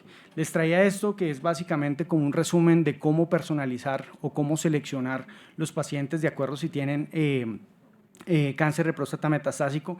Definitivamente la gran mayoría de los pacientes que tienen enfermedad metacrónica, la gran mayoría dieron positivos para los tratamientos con dupletas. Ningún tratamiento con tripleta dio positivo para los pacientes que tenían tratamiento local primario. Definitivamente ver si tienen una enfermedad de alto volumen o una enfermedad de bajo volumen. Como sabemos, los pacientes que tienen enfermedad de alto volumen casi que son pacientes que uno tiene o personalizados para tripleta, pero también hay que coger los datos con pinza, y es la edad de los pacientes. Ya Proteus también nos mostró que los pacientes mayores de 75 años se mueren, ¿sí? Y si empezamos con tratamientos, con terapias de intensificación muy fuertes, pues realmente no vamos a tener un beneficio en supervivencia global. Definitivamente el punto de corte de 75 años me parece un punto de corte sano para escoger en esa enfermedad de alto y bajo volumen la intensificación con dupleta o con tripleta. Esos pacientes que tienen enfermedad de bajo volumen, uno también tiene que tratarlos con pinzas. ¿Por qué? Porque hay, si bien la correlación entre enfermedad metastásica de alto volumen y de alto riesgo es muy cercana, no siempre es perfecta. Hay pacientes que tienen enfermedad metastásica de bajo volumen, pero tienen enfermedades de alto riesgo, como que tengan Gleasons peores, y esos pacientes son los pacientes que me muestran la mortalidad en cáncer de próstata. Digamos que esos pacientes que tienen enfermedad de alto riesgo, uno debería poderlos escoger con otro tipo de biomarcadores. Ya sabemos que el Decipher nos va a ayudar a seleccionar un poquito mejor ese tipo de pacientes que podrían beneficiarse de intensificación con quimioterapia, hacer marcadores de inmunohistoquímica. Hablemos con nuestros patólogos para que nos corran P10 o P53, y definitivamente la edad también como un factor seleccionador. Y los pacientes que tienen pues enfermedad de bajo riesgo, definitivamente un estándar de tratamiento es la dupleta. No debe ser un estándar de tratamiento solamente la ADT. Obviamente eso también aplica para el ECOG de los pacientes, si es el que tienen ahí arriba. Pues si tienen un paciente que tiene un ECOG 3 o más, pues definitivamente es un paciente que no aplicaría casi que para intensificación con ningún medicamento, y aplicaría la mejor terapia de soporte. ¿Cómo seleccionar un ARPI u otro? Pues definitivamente aquí nos tenemos que empezar a apoyar de los estudios retrospectivos. Este fue el metaanálisis que salió publicado en Vasco Geniturinario del año 2025, que es el STOP-CAP, donde básicamente muestra el beneficio en todos los grupos de pacientes en la intensificación con dupleta, pero adicionalmente nos empieza a mostrar que esos pacientes que tienen 75 años o más, que yo les hago intensificación con abiraterona, voy a tener un riesgo de reducción por cáncer de próstata en un 15%, pero voy a tener una mortalidad incrementada por todas las causas en un 12%. Es decir, me voy a comer la supervivencia que estoy ganando con el tratamiento del cáncer, con la mortalidad por todas las causas. Definitivamente no vamos a encontrar, obviamente, comparaciones cabeza a cabeza de un ARPI versus otro. Nos toca apoyarnos en estudios retrospectivos. A la izquierda tienen el estudio OASIS, donde en general la apalutamida pues muestra mejores resultados en supervivencia en los pacientes que son tratados con esta intensificación versus los otros ARPIs.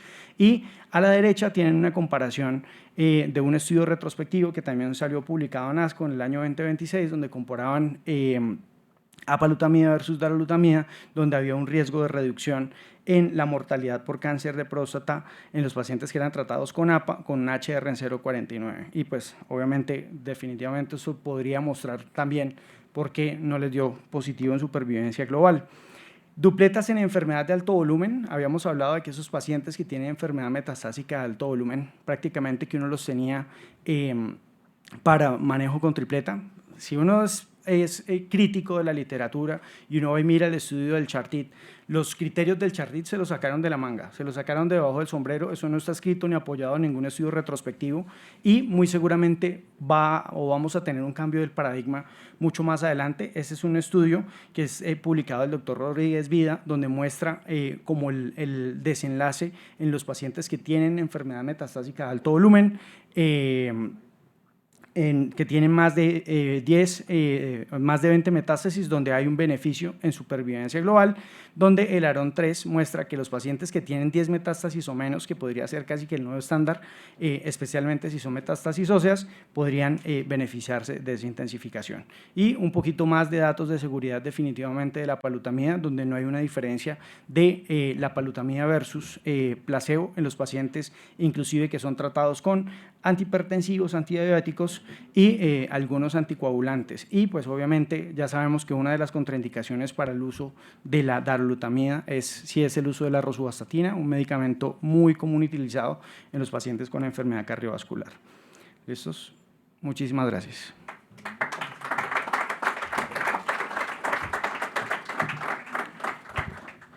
Muchas gracias, doctor Patiño, por su excelente plática. Tenemos algunas preguntas. El doctor Wolfgang González, el residente, creo que está aquí. Pregunta, con respecto a Proteus, uno de los principales objetivos de los pacientes con alto riesgo para escoger prostatectomía radical es evitar los efectos adversos del ARP y la terapia de privación androgénica. ¿Cómo explicaría su uso con el efecto moderado en sobrevida libre de metástasis actualmente demostrado? Pues el resultado para supervivencia libre de metástasis fue positivo. ¿Sí? El resultado es positivo en ese tipo de pacientes, ¿de acuerdo?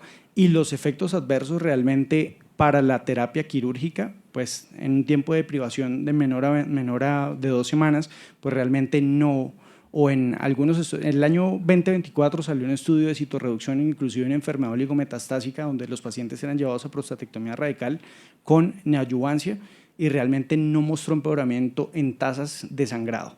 ¿Sí? Pero pues lo que reportan sí algunos cirujanos, que fue una de las preguntas que le hicieron a la doctora Taplin, es ese tipo de disecciones prácticamente relacionadas con el volumen, ¿sí? Que ahí sí vendría como la pregunta de seguridad. Pero para metástasis, para supervivencia libre de metástasis, el resultado del Proteus fue positivo y ellos lo colocan precisamente porque es un subrogado de supervivencia global. ¿Listos?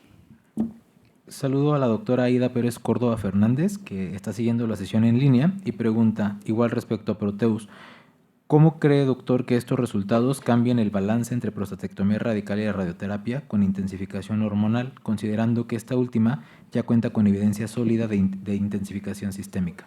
Sí, yo creo que vamos a empezarle a quitar un poquito más los pacientes a los doctores de radioterapia, ¿sí? Porque como yo veo el estudio, pues definitivamente ese tipo de pacientes que de entrada tenemos como una enfermedad irresecable, los vamos a volver una enfermedad resecable, ¿de acuerdo? Que es donde veo que va a tener como mayor efectividad. Con respecto al desenlace de supervivencia global, pues los desenlaces de supervivencia global toman muchísimo más tiempo y sí hay que estar muy pendiente de pronto de esos resultados en un futuro y es por eso que tomamos esos subrogados de respuesta patológica y de supervivencia libre de metástasis. No sé si tenemos aquí alguna pregunta en el auditorio. Doctor Rodrigo Escalante.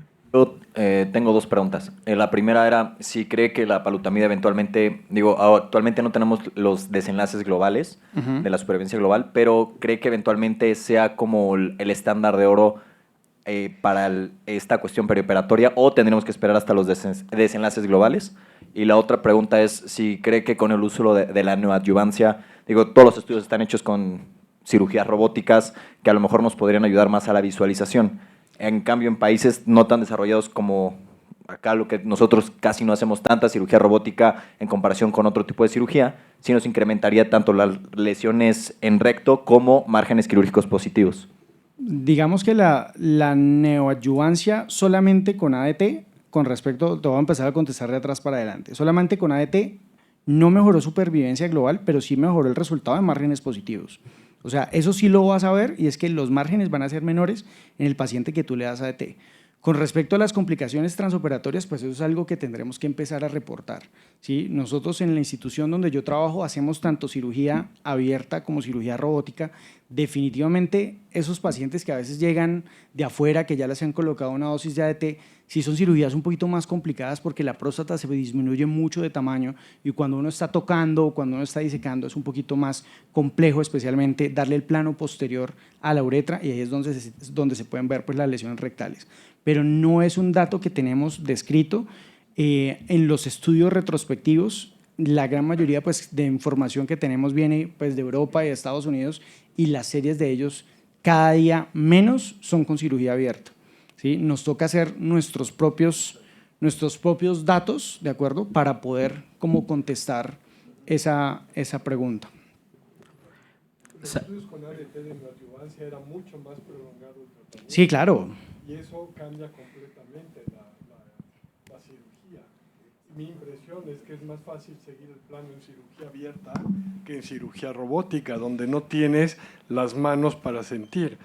Te digo porque ya me tocaron las dos cosas, y en la cirugía abierta puedes tocar, cosa que en la cirugía robótica pierdes ese papel como para limitar bien la próstata. Sí, digamos que personalmente, para ese tipo de próstatas pequeñas, el plano posterior en cirugía robótica se me hace mucho más fácil que en cirugía abierta, ¿sí? Por el mismo abordaje transperitoneal, y que uno cae a la vejiga y rechaza o tiene mayor visibilidad.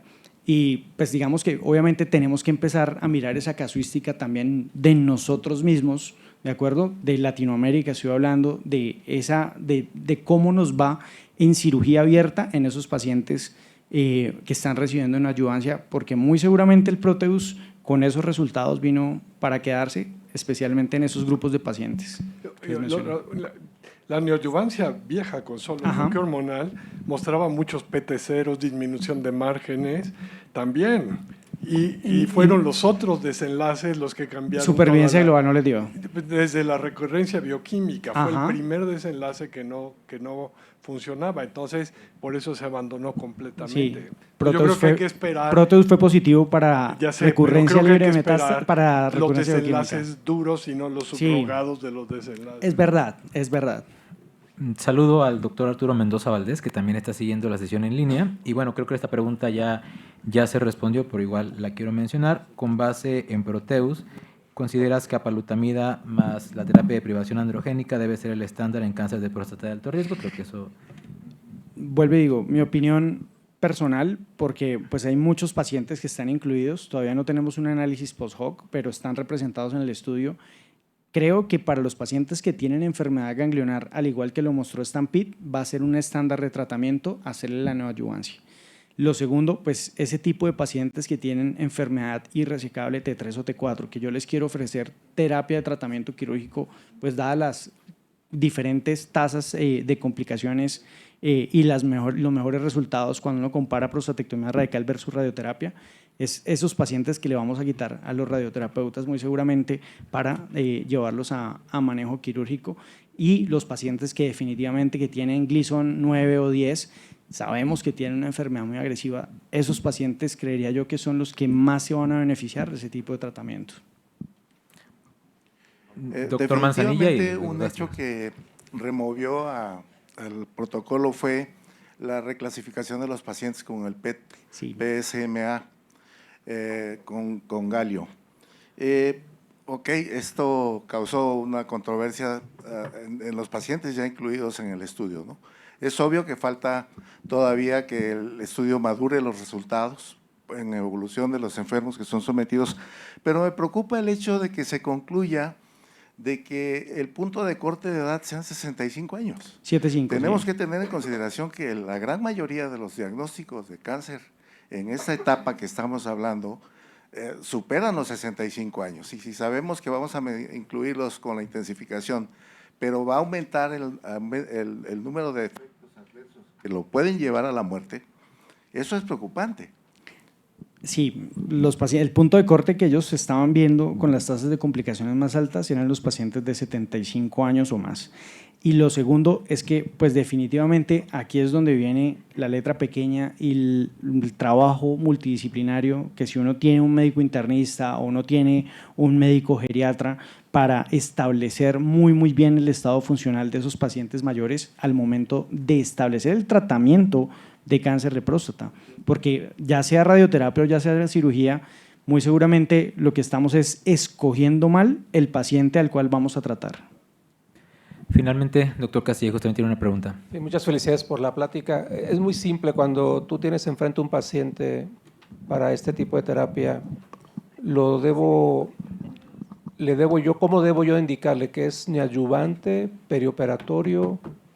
¿Cómo debo yo darle ese mensaje? Es las dos, porque realmente, pues teóricamente es una neoadyuvancia que tú vas a continuar un mes más después del tratamiento operatorio. A eso voy, de que sabemos muy bien nosotros los médicos, pero se queda uno con la bandera de neoadyuvancia y luego sigues como en cáncer de vejiga perioperatorio y aquí como que Proteus se inclina un poquito más a venderte neoadyuvancia y no de mencionarlo claramente con el paciente como perioperatorio. Realmente pues lo colocan como terapia neoadyuvantes por el tiempo de inicio de la terapia. Pero basados en la fase 3 como está diseñado, está diseñado antes, las dos. Descansas y después. Exactamente, dos semanas,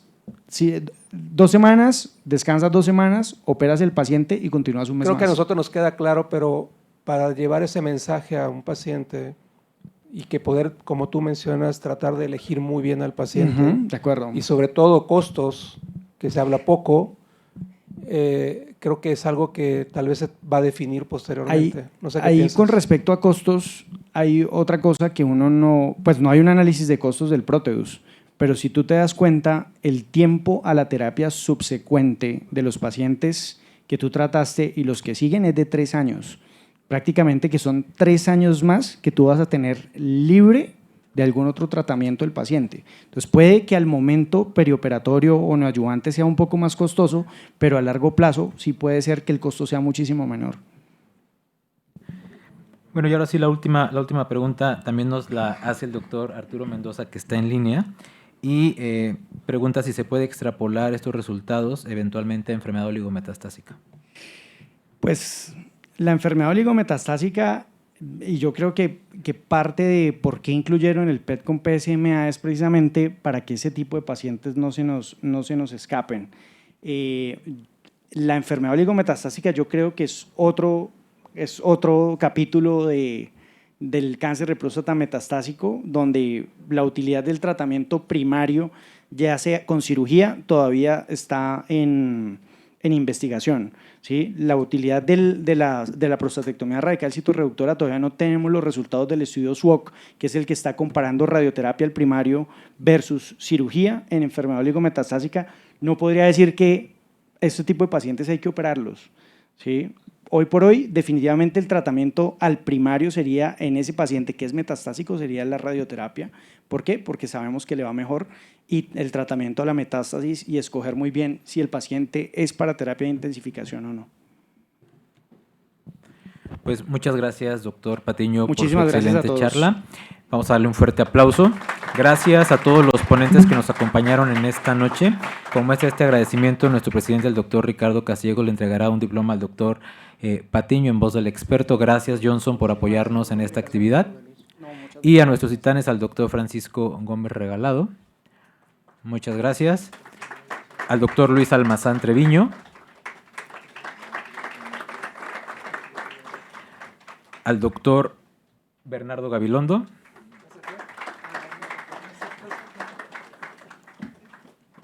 Y al ganador de este duelo, el doctor Mariano Sotomayor.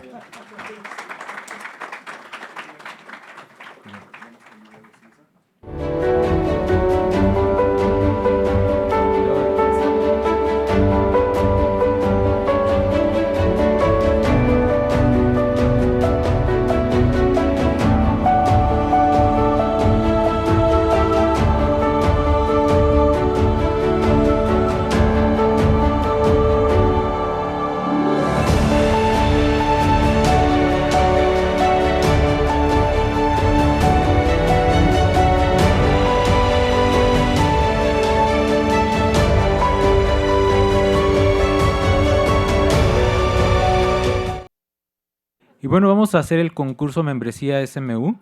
Agradezco a toda la gente que nos sigue en línea. Muchas gracias por seguir la sesión académica mensual. A pesar de la hora nos extendimos, pero creo que hace una sesión muy provechosa para todos. Y saludo hasta Colima al doctor Sergio Corona. Doctor, muchas gracias por conectarse. ¿Cómo está? Que tiene mute su micrófono. ¿Podría encender su micrófono? A ver. Listo, ya lo escuchamos. ¿Listo? Sí.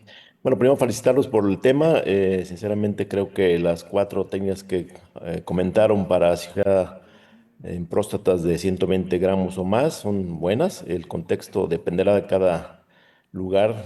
Ahora que pues, la SMU engloba a miles de urólogos y cada uno en su estado tiene un contexto distinto. Particularmente, bueno, tengo experiencia en las 4, sin embargo, definitivamente creo que la OLEP es la mejor ahora, es el nuevo estándar de oro, es la más versátil, que se fue a aplicar prácticamente en todas las próstatas, como bien lo dijo Paco Regalado, pues incluso pacientes anticoagulados. Y bueno, eventualmente la mejor cirugía será la que domine cada cirujano, pero desde el punto de vista creo que OLEP es la más adecuada. Pues muchas gracias por participar, doctor, y usted ya es un ganador del concurso de la membresía, solo que hay que ver cuál premio se va a ganar. ¿Me pueden poner, por favor, la presentación? Y vamos a hacer unas preguntas. Si tiene 3 preguntas correctas, le vamos a regalar un Apple Watch. Si tiene 2 preguntas correctas, le podemos dar un 50% de descuento en el pago de membresía si no lo ha pagado el 2026, o el paquete oro que incluye todos los cursos transcongreso que son teóricos en el Congreso de Mérida. Si tiene una pregunta correcta, le vamos a regalar la inscripción a 2 cursos transcongresos de la sociedad. Y si no tiene ninguna pregunta correcta, no pasa nada. Le repito, usted ya es un ganador por participar y tendrá la inscripción a un curso transcongreso en el Congreso, ¿vale? Entonces, vamos con la primera pregunta. Y la primera pregunta es, ¿usted sabe cuánto mide el diámetro de una guía sensor? ¿.030 pulgadas? ¿.035? ¿.040 o .045? 0.035. Muy bien, doctor. La primera pregunta está correcta. Teníamos una pregunta de rescate porque podría parecer muy difícil, pero contéstele qué tal le damos la oportunidad que tenga otra buena. ¿Y cuánto mide de longitud? ¿140 centímetros, 145, 150 o 155? 150. Muy bien, doctor. Vamos muy bien. Llevamos 2. Bien. La segunda pregunta es, ¿quién colocó el primer catéter WJ vía anterógrada y se considera el padre de la endurología mundial? Joseph Segura. ¿Lo sabemos? No, Smith. Muy bien, doctor. Entonces ya tenemos un súper ganador. Y la última pregunta, porque ya se llevó el premio mayor, es, este año nos vamos a ver en Mérida para nuestro congreso, pero el próximo, ¿dónde nos vamos a ver? Wow, yo creo que por ahí salió una publicación. Monterrey. Pues no, pero ya había ganado, nos vamos a ver en Cancún. SMU 27 va a ser en Cancún, Quintana Roo. Muchas gracias, doctor. Le haremos llegar su Apple Watch. Gracias por conectarse. Gracias. Finalmente, ¿me pueden poner la diapositiva, por favor, de final?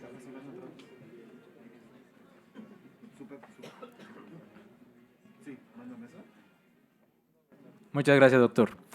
Pues bueno, como parte de las actividades académicas en este segundo ciclo, quiero informarles que vamos a lanzar las nuevas plataformas para la membresía. Uno es una cápsula que se llama UroShots, la podrán ver en los próximos días. Se trata de un pequeño espacio donde nos podrán dar tips para la práctica clínica y la práctica quirúrgica diaria. Espérenlas, sigan las publicaciones de SMU. Y además, en el próximo mes iniciaremos SMU Web Academy, que será un recurso académico donde tendremos cursos en línea que contarán con aval universitario y que ustedes podrán cursar de manera gratuita si no quieren el diploma universitario, pero con un costo muy módico en dado caso de que desean este reconocimiento. Y pues bueno, esta es toda la gama de actividades académicas que actualmente tenemos. Los invito a que participen, a que sigan las redes sociales y sobre todo a que compartan en sus plataformas digitales. Finalmente, cedo el micrófono al doctor Ricardo Castillejos para que nos dé el mensaje final de esta sesión. Muchas gracias a todos. Sí, bueno, pues muchas gracias por aguantar toda esta sesión. Agradezco de nuevo a Laboratorios Johnson & Johnson por la realización de este evento y pues felicidades al doctor Sotomayor. Pensé que no iba, su Apple Watch creo que quiere, entonces, bueno, veremos si se lo damos. Y pues bueno, no olviden el sábado la sesión de residentes, sé que está el fútbol, pero vengan y va a estar muy, muy interesante. Y pues bueno, bonito fin de semana y nos vemos en el próximo mes. Buenas noches. ¿Qué es tu Apple Watch?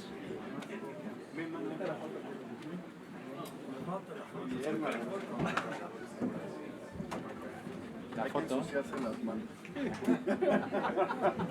Una foto de representación de Almita para que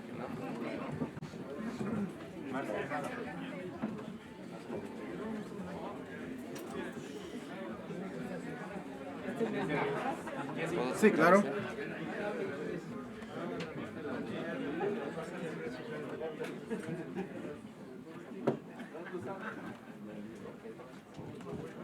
En medio, por favor. Uy, no, por no. favor. ¿Ya? Vientos. ¿Sí cabemos?